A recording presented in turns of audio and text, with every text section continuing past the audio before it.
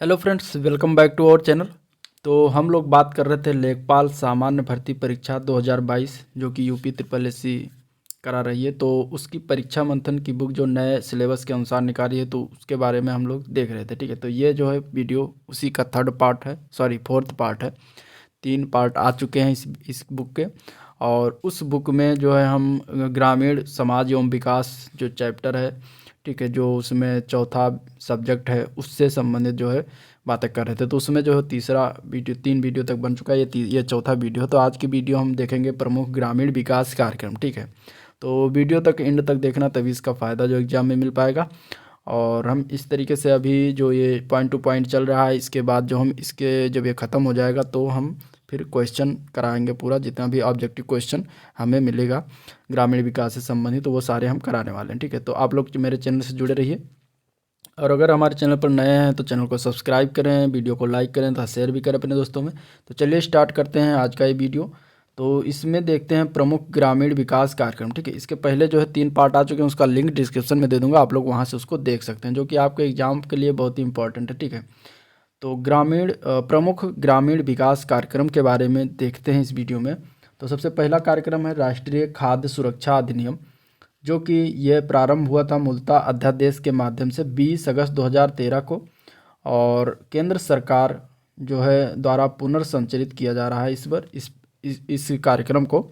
इसका प्रमुख उद्देश्य है शहरी एवं ग्रामीण जनसंख्या क्रमशः 50 एवं 75% को सस्ती दरों पर खाद्यान्न उपलब्ध कराना। ठीक है, और पात्र व्यक्ति को प्रति माह 5 किलोग्राम खाद्यान्न चावल जो है वो 3 रुपया, गेहूँ 2 रुपया, या मोटा अनाज 1 रुपया प्रति किलोग्राम की दर से उपलब्ध कराना। ठीक है, तो ये प्रमुख कार्यक्रम में है, इम्पोर्टेंट है, क्योंकि जो है इसमें अभी 5 किलोग्राम जो प्रति माह पात्र व्यक्ति को दिया जा रहा है, उसमें शहरी और ग्रामीण जनसंख्या, माने शहरी जनसंख्या के 50% और ग्रामीण जनसंख्या के 75% को सस्ता दरों पर उपलब्ध करा रहा है। ठीक है, अगला कार्यक्रम है महात्मा गांधी राष्ट्रीय ग्रामीण रोजगार गारंटी योजना, जिसको मनरेगा कहा जाता है। तो ये इम्पॉर्टेंट, इससे क्वेश्चन हर बार बनते। पिछली बार के राजस्व लेखपाल में भी इससे संबंधित क्वेश्चन आया था। ठीक है, तो देखिए ये जो है 7 सितंबर 2005 को अधिसूचित अधिनियम के तहत फरवरी 2006 में प्रारंभ, 2 अक्टूबर 2009 से ये गांधी जी के नाम से नया नामकरण हुआ था। ठीक है, तो ये चीज़ें आपको याद रखनी इससे संबंधित। और ग्रामीण क्षेत्र में प्रत्येक परिवार को कम से कम 100 कार्य दिवसों का गारंटी शुदा रोजगार उपलब्ध कराकर आजीविका सुरक्षा बढ़ाना, ये इसका प्रमुख उद्देश्य रहा है। और इसमें संघीय बजट 2015-16 में 34,699 करोड़ जो है रखा गया था। ठीक है, इसके बाद अगला कार्यक्रम है राष्ट्रीय स्वास्थ्य बीमा योजना। ठीक है, इम्पॉर्टेंट है। और ये इसका प्रारंभ जो हुआ है 1 अप्रैल 2008 को प्रारंभ हुआ है। ठीक है, और इसका उद्देश्य है प्रदेश के असंगठित क्षेत्र के निर्धनता रेखा से जो है नीचे के परिवारों को स्मार्ट कार्ड आधारित कैशलेस जो है स्वास्थ्य बीमा कवर उपलब्ध कराना। अगला मुख्य कार्यक्रम है भारत निर्माण, जो कि 2005-06 से प्रारंभ हुआ है। इसके 6 प्रमुख घटक हैं।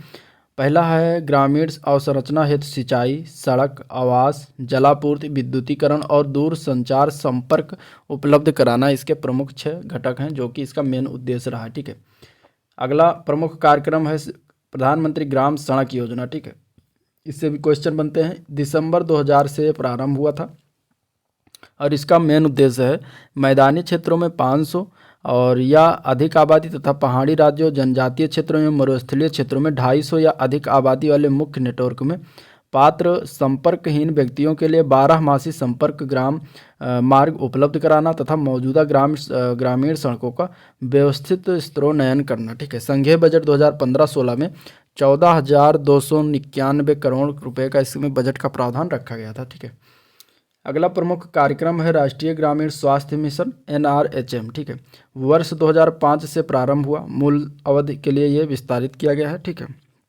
राष्ट्रीय ग्रामीण स्वास्थ्य मिशन का उद्देश्य है देश के ग्रामीण आबादी को उत्कृष्ट स्वास्थ्य सेवा तक पहुंच में सुधार करना, स्वास्थ्य सेवा में अंतरालों को भरना, स्वास्थ्य क्षेत्र में विकेंद्रीकृत योजना को सुगम बनाना और अंतर क्षेत्रीय समाभिरूपता लाना। ठीक है, तो ये इसका प्रमुख कार्यक्रम, इस प्रमुख कार्यक्रम का उद्देश्य रहा। ठीक है, अगला बात करते हैं प्रमुख कार्यक्रम की। तो महिला सशक्तिकरण हेतु राष्ट्रीय मिशन कार्यक्रम जो कि 2010 और 2011 से प्रारंभ किया गया।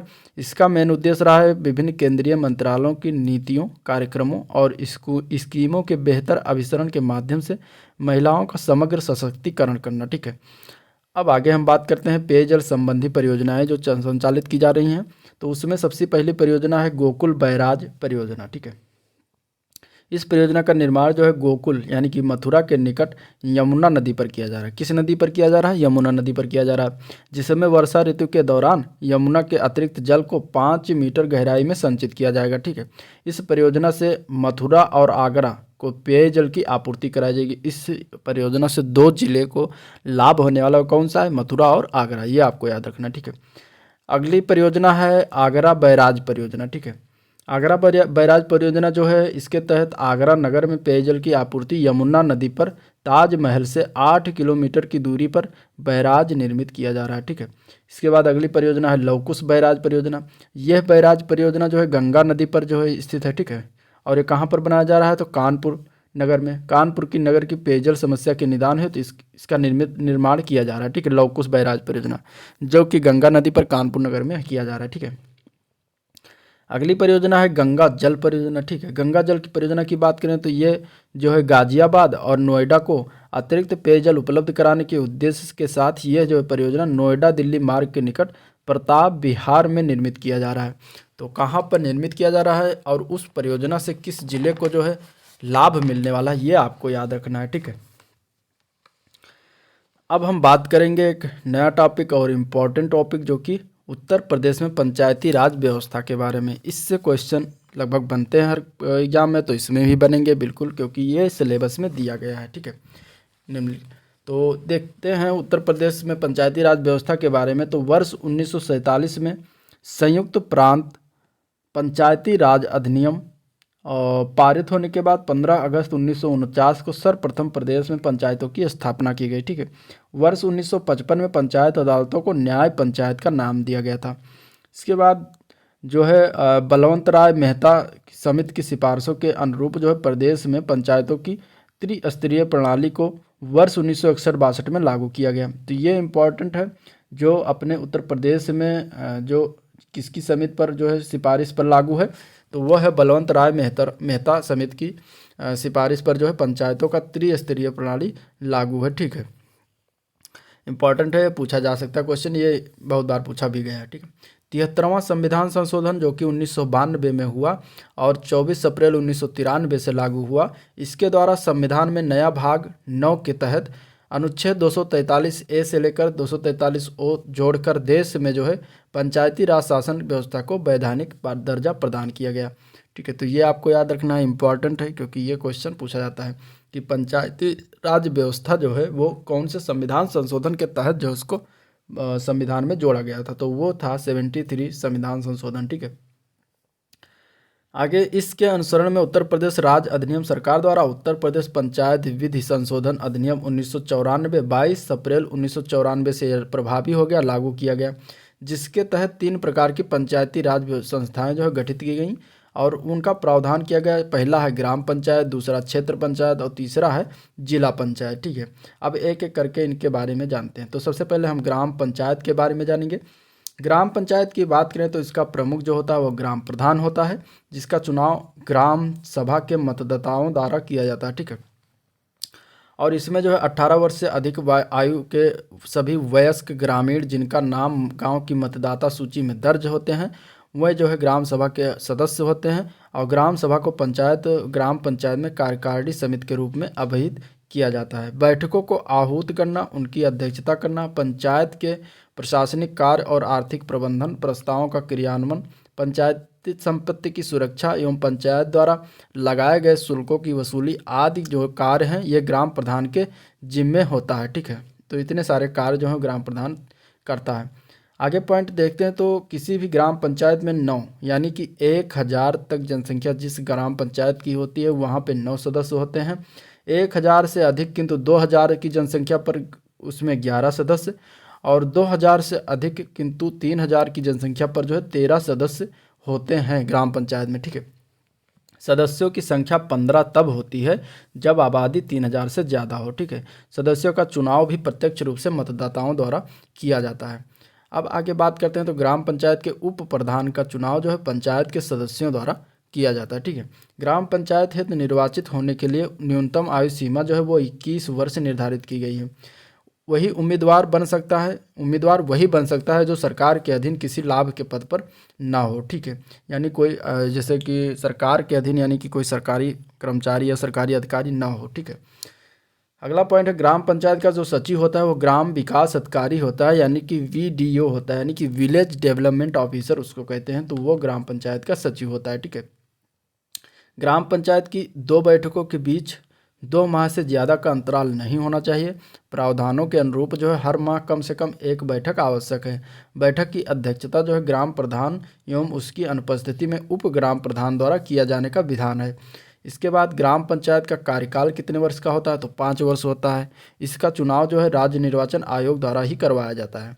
आगे बात करते हैं तो ग्राम प्रधान या उप ग्राम प्रधान को हटाने का प्रस्ताव ग्राम पंचायत के आधे सदस्यों द्वारा हस्ताक्षरित होना चाहिए तथा इसकी लिखित सूचना जो है स्पष्ट कारणों के साथ जिला पंचायत राज अधिकारी को दी जानी चाहिए। इस बाबत सूचना मिलने के 30 दिनों के भीतर जिला पंचायत राज अधिकारी द्वारा आयोजित ग्राम पंचायत की बैठक में मौजूद एवं वोट देने वाले सदस्यों के 2/3 बहुमत से ही जो है ग्राम प्रधान या उप प्रधान को हटाया जा सकता है। ठीक है, इसके बाद चौकीदार, ग्राम सेवक, पंचायत सचिव ग्राम पंचायत के कर्मचारी होते हैं। पंचायतों के तहत जो है विभिन्न स्तरों पर अपने सदस्यों को लेकर जो 6 समितियां गठित की जाती हैं उनको जान लेते हैं। पहली समिति होती है प्रशासनिक समिति। ठीक है, दूसरी होती है नियोजन एवं विकास समिति, तीसरी होती है शिक्षा समिति, चौथी होती है स्वास्थ्य एवं कल्याण समिति, पाँचवीं होती है जल प्रबंध समिति एवं छठी होती है निर्माण कार्य समिति। ठीक है, इसके बाद क्षेत्र पंचायत की बात करें तो क्षेत्र पंचायतों का गठन जो है ब्लॉक स्तर पर किया जाता है। अब क्षेत्र पंचायत के निर्वाचित सदस्य जो है अपने बीच से एक प्रमुख तथा एक उप प्रमुख का चयन करते हैं। ठीक है, प्रमुख चुनाव आपने सुना ही होगा प्रमुखी का, तो वो क्षेत्र पंचायत के अंतर्गत आते हैं। क्षेत्र पंचायत का सदस्य बनने के लिए न्यूनतम उम्र सीमा जो है वो 21 वर्ष है। ठीक है, और इसके बाद सरकार द्वारा नियुक्त खंड विकास अधिकारी यानी कि ब्लॉक डेवलपमेंट ऑफिसर जो है क्षेत्र पंचायत का प्रमुख ऑफिस अधिकारी होता है। ठीक है, अगर हम बात करें ग्राम पंचायत सरकार द्वारा जो नियुक्त किया जाता है ग्राम पंचायत के सचिव जो होते हैं वो वीडीओ होते हैं, यानी कि विलेज डेवलपमेंट ऑफिसर, यानी कि ग्राम विकास अधिकारी, और खंड विकास अधिकारी जो होते हैं वो क्षेत्र पंचायत के प्रमुख अधिकारी होते हैं। क्षेत्र पंचायत का कार्यकाल भी 5 वर्ष का होता है, हालांकि सरकार चाहे तो इसे 5 वर्ष पहले भी भंग कर सकती है। अब बात करते हैं जिला पंचायत की, तो प्रत्यक्ष निर्वाचन द्वारा जिला पंचायत के सदस्य निर्वाचित होते हैं, यानी कि इनका चुनाव मतदान जो है मतदाताओं द्वारा होता है। ठीक है, और इसके बाद इन्हीं सदस्यों के बीच से एक व्यक्ति क्रमशः जिला पंचायत अध्यक्ष व उपाध्यक्ष के रूप में चुना जाता है, यानी इनका जो है अप्रत्यक्ष निर्वाचन होता है। ठीक है, अध्यक्षों का। ठीक है, जिला पंचायत का सचिव जो है जिले का मुख्य विकास अधिकारी यानी कि सीडीओ होता है। ठीक है, ये आपको याद रखना है, पंचायती राज अधिकारी जो कहते हैं। अब आगे हम बात करेंगे भारत में विभिन्न ग्रामीण परियोजनाओं के बारे में। ठीक है, तो कौन कौन सी ग्रामीण परियोजनाएं चलाई गई हैं, तो देखिए उसमें अगर हम बात करें तो योजनाओं का उद्देश्य जो है ग्रामीण आबादी का लोक कल्याण करना होता है। ध्यातव्य कि इस कार्य को संपादित करने के लिए योजनाओं की आवश्यकता पड़ती है। ग्रामीण विकास से संबंधित कुछ महत्वपूर्ण योजनाएं जैसे कि प्रधानमंत्री ग्राम गरीब कल्याण अन्न योजना, प्रधानमंत्री उज्ज्वला योजना, गरीब कल्याण रोजगार अभियान, प्रधानमंत्री किसान सम्मान निधि। ठीक है, इसके बाद आता है दीनदयाल उपाध्याय ग्रामीण कौशल योजना, रोशनी आदिवासियों के लिए कौशल विकास योजना, सांसद आदर्श ग्राम योजना, स्वच्छ भारत अभियान, विरासत विकास और संवर्धन यानी कि हृदय योजना, स्वरोजगार के लिए ग्रामीण युवाओं को प्रशिक्षण यानी कि ट्राइसम। ठीक है, अंत्योदय योजना जिसको अंत्योदय अन्न योजना, ग्राम अनाज बैंक योजना, राष्ट्रीय ग्रामीण स्वास्थ्य मिशन, सर्व शिक्षा अभियान। तो ये सारी योजनाएं जो है कुछ भारत में विभिन्न ग्रामीण विकास योजनाओं के अंतर्गत आती हैं। ठीक है, अब हम बात करेंगे ग्रामीण संदर्भ में कुछ ग्रामीण संदर्भ में कुछ महत्वपूर्ण जानकारियों के बारे में देखेंगे और ये हम देखेंगे अगले वीडियो में, ठीक है, जिसमें हम लेखपाल और लेखपाल से संबंधित जितने भी ग्रामीण संदर्भ में जानकारियाँ हैं वो सारी चीज़ें हम आगे वाले वीडियो में देखेंगे, ठीक है। तो आज के लिए इतना ही। और वीडियो पसंद आए तो लाइक करिए, चैनल को भी सब्सक्राइब करिए, साथ में शेयर भी करिए और हमारे चैनल से बने रहिए, सपोर्ट करिए, ठीक है। कमेंट में करके आप बता सकते हैं कि आपको जैसे कैसा लगा वीडियो, ठीक है। और मिलते हैं नेक्स्ट वीडियो में इसी का नेक्स्ट पार्ट लेकर, तब तक के लिए थैंक यू।